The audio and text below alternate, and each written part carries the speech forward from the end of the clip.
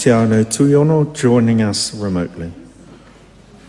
Thank you, Mr. Speaker. My question is to the Minister of Foreign Affairs and reads as follows. Will she urge the Indonesian government to stop the abuse of the human rights of West Papuans protesting against the further division of their country into provinces against their wishes? The Honourable Nanaia Mahuta. Mr. Speaker, as we conduct our diplomatic engagement on a range of issues, we fully respect Indonesia's sovereignty and territorial integrity. Aotearoa New Zealand continues to register its concerns with Indonesian authorities about human rights situations in Papua.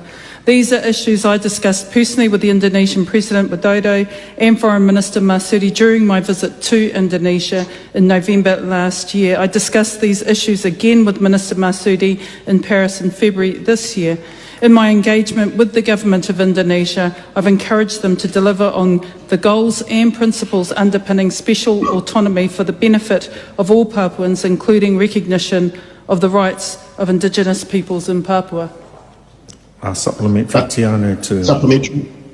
Supplementary. Does she still support the call from the Pacific Islands Forum leaders for the Office of the United Nations High Commissioner for Human Rights to be permitted to visit West Papua? And if so, what will she do in addition to meeting with the Commissioner?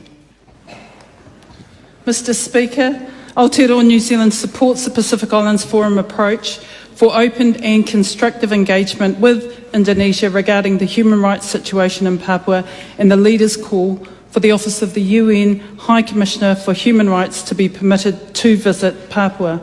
When I met with the High Commissioner for Human Rights, Michelle Bachelet, in Geneva this year, I was clear that Aotearoa strongly supports the work of the United Nations Human Rights Council and encourages all states to allow access for visits.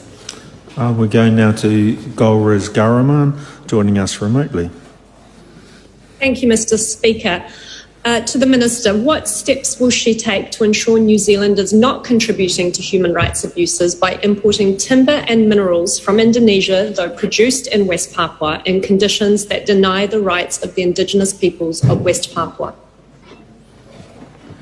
We continue to advocate with Indonesia in relation to human rights issues and the treatment of those Indigenous peoples in Papua. Again, we respect their sovereignty, we raise these issues with them, it is upon them to act. Te Ano Tuiono, remotely.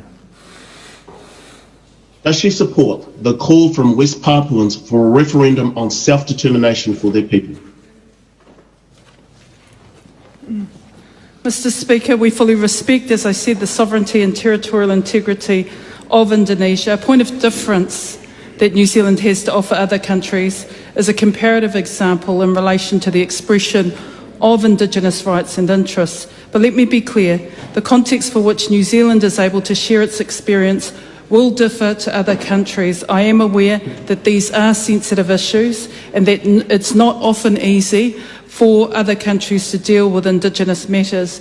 We continue to encourage active dialogue between all parties within Indonesia to find a way forward, and if called on, New Zealand will share its experience. That concludes oral questions. I call on Government Order of the Day number 1.